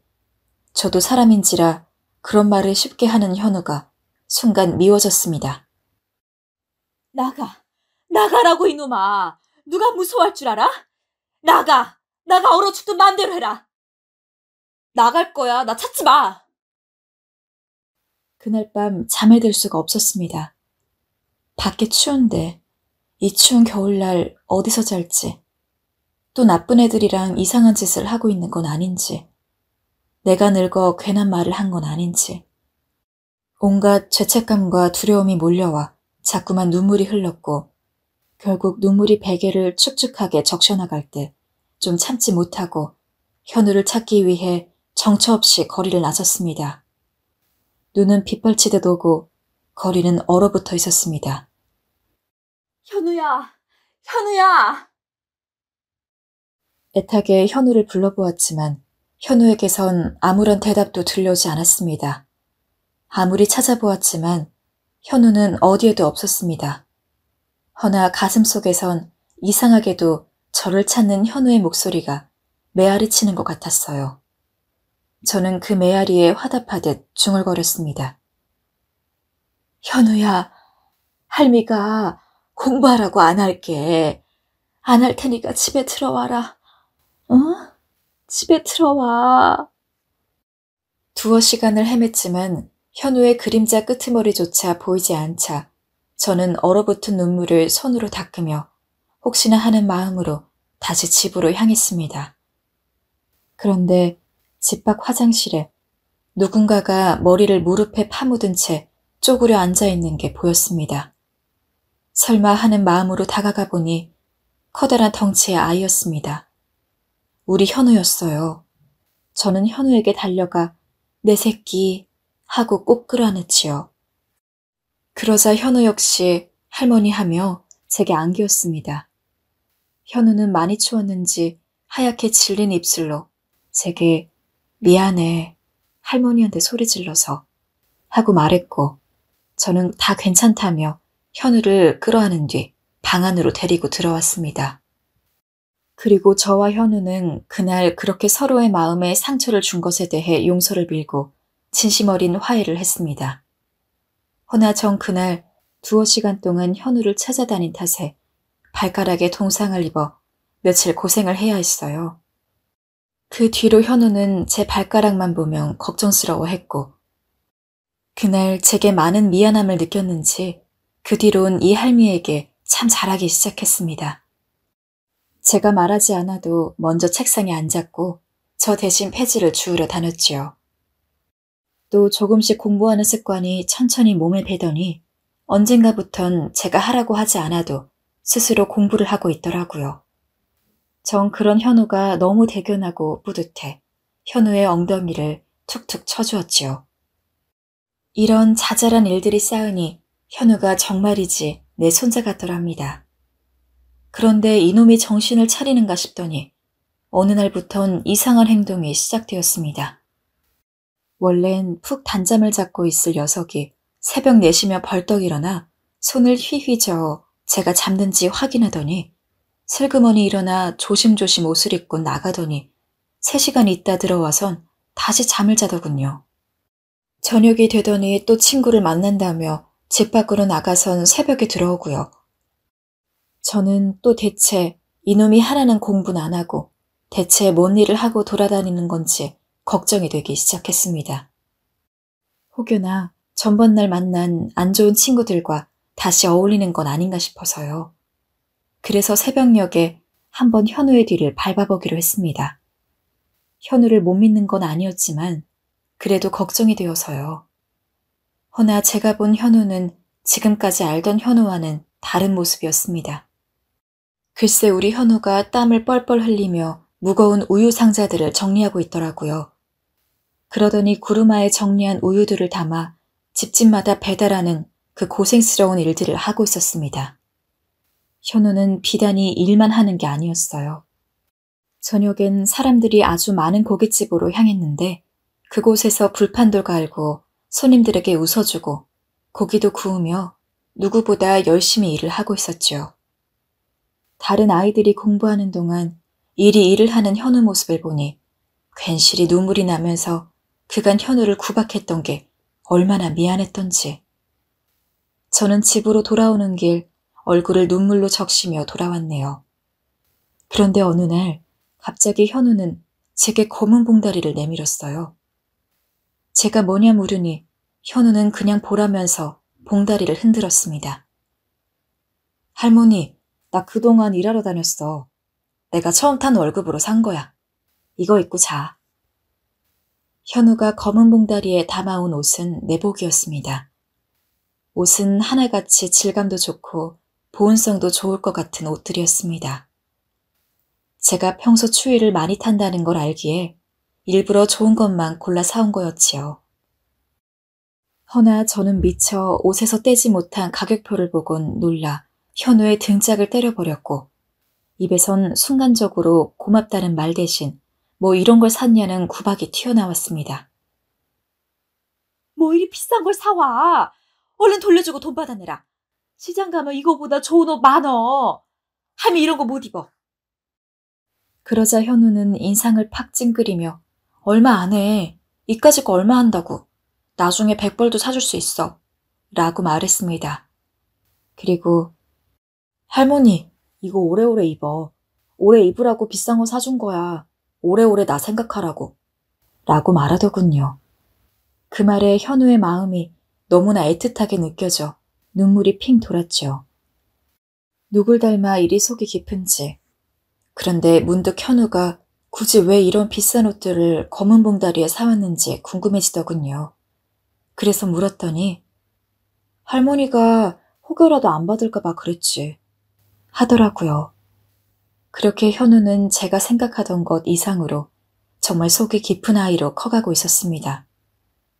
현우는 일을 시작한 뒤로 제가 잘 먹는 곶감이며 이런 것들을 사가지고 돌아오곤 했습니다.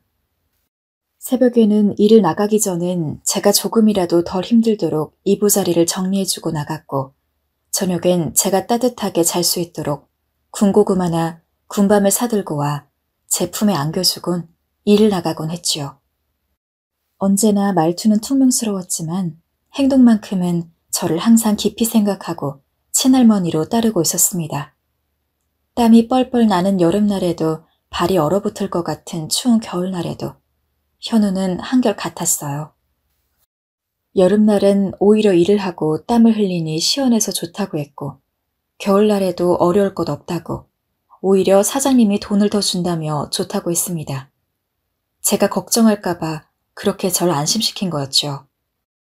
그 순간 전 제가 주는 밥만 먹고 툴툴거리기만 했던 현우가 이제는 이렇게 제 마음도 배려할 만큼 커버렸단 게 실감이 나더군요. 하지만 가난에 고난이 끝이 없다는 말이 있듯 어느 날 현우는 일을 다녀온 뒤에도 쉽사리 잠에 들지 못하고 있었습니다. 어딘가 고민이 있는 얼굴이었지요. 옆에 다가가 앉아 무슨 일이 있냐 물어보았지만 별일이 아니라고 하고 넘기더군요.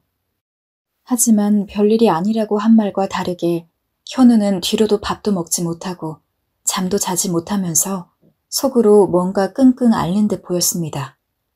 그런 현우가 슬슬 걱정스러웠기에 저는 고민을 하다 현우가 일하는 가게로 찾아갔습니다.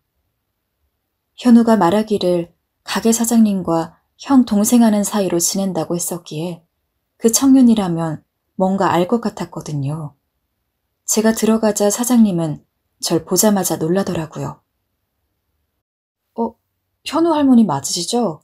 이 추운 날 무슨 일로 오신 거예요? 그게... 편히 말씀해보세요. 실은 우리 현우 때문에 왔어요. 요즘 이 녀석이 계속 한숨만 푹푹 쉬어대고 나한테는 아무 말도 안 하는데 혹시 뭔 일이 있나 싶어서요. 사장님은 아셔요? 그러자 그 청년은 조심스레 제 얼굴을 보더니 머리를 극적이더라고요. 뭔가 아는 눈치였습니다. 아는 게 있으면 말해줘요. 이 늙은이 속이 요즘 타들어갑니다. 이거 제가 말해도 될지. 실은 현우가 대학에 가고 싶어요. 그런데 자기가 해야 할 공부도 많고 일도 해야 하니까 망설이는 것 같더라고요. 대학이요? 늘 고졸로 살다가 기술을 배울 거라고 떵떵거리며 말했던 현우가 대학을 가고 싶어 한다니 조금은 놀랐습니다.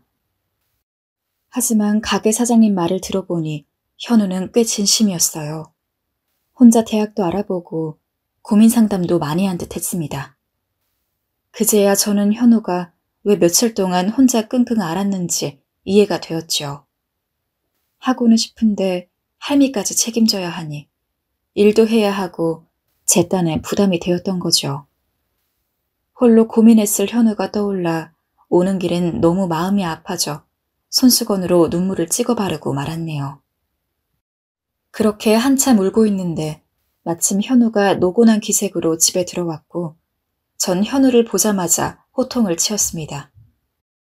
왜 할미에게 대학 가고 싶다고 말하지 않았냐고요. 현우는 하더니 말을 잇지 못했습니다. 당연히 돈 때문이겠지만 제 앞에서 그리 말할 수 없을 테니까요. 그때 전 현우의 손을 꽉 붙잡고 말했습니다. 넌 대학에 가야 한다고. 그래야 네 아버지처럼 살지 않을 수 있다고요. 근데 할머니, 난 머리도 안 좋은데 검정고시도 어렵게 공부했는데. 이놈아, 넌 머리가 아주 좋은 놈이여. 내가 말 안 했으나?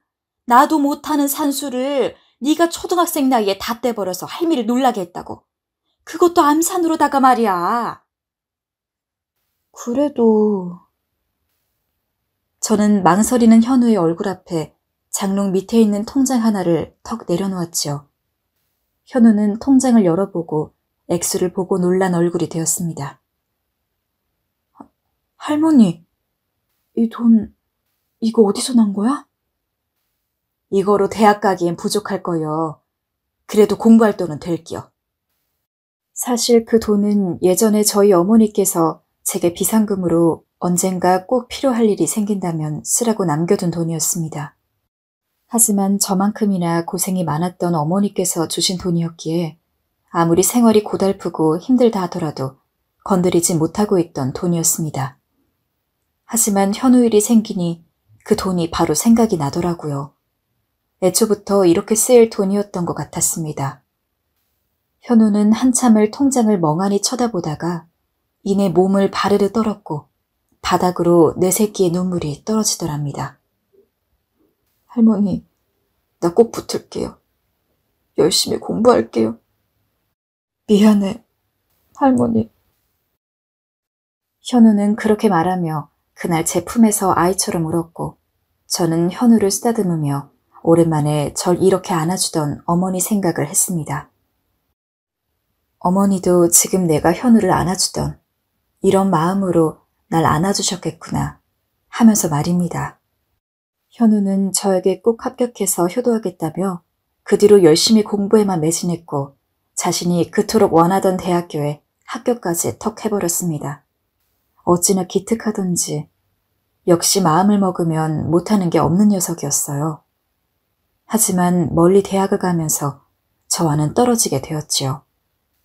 녀석은 가는 날까지도 어찌나 절 걱정하던지 자신이 주말마다 올 거다, 돈을 꼭 붙일 거다, 그러니 폐지 줍지 말고 쉬고 있으라며 잔소리를 늘여놓더라고요.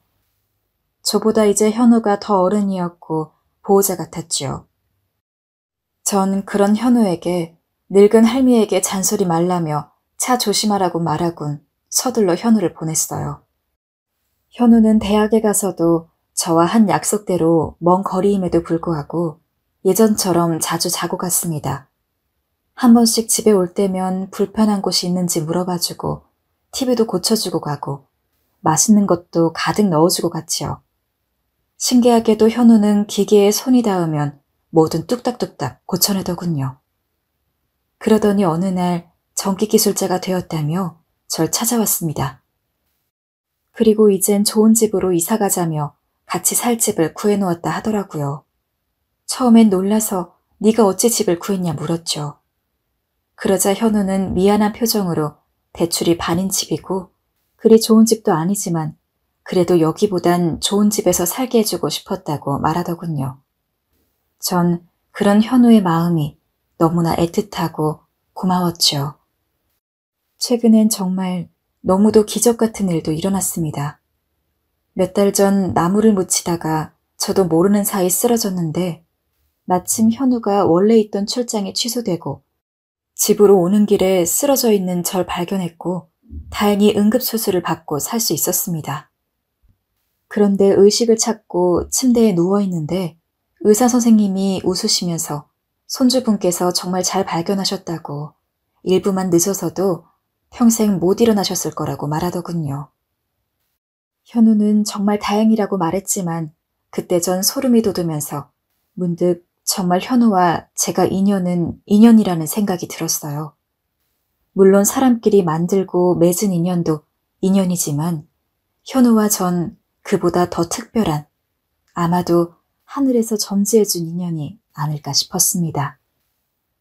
현우가 아니라면 전 이 세상 사람도 아니었을 테고 단칸방에서 우울한 채 생을 마감했을 터인데 현우 덕분에 가족을 만들었고 소소한 행복을 아낌없이 맛볼 수 있었으니 말입니다. 현우는 올해 장가갈 나이가 되었습니다. 저는 얼른 현우가 좋은 처녀를 만나 장가를 가 식구를 이루고 살았으면 좋겠는데 우리 현우는 저와 평생 살 거라며 갈 생각을 안 하고 있네요. 그래서 요즘은 현우에게 사귀는 사람이 정말 없느냐고 닥달하곤 합니다. 우리 현우, 그 누구에게 주어도 아까울 만큼 너무나 착하고 반듯한 아이니 부디 좋은 짝이 나타났으면 해요. 제 사연 들어주신 청취자분들도 오늘 하루 뜻깊게 보내시고 다들 소중한 인연과 함께 하루 잘 마무리하시길 바랍니다.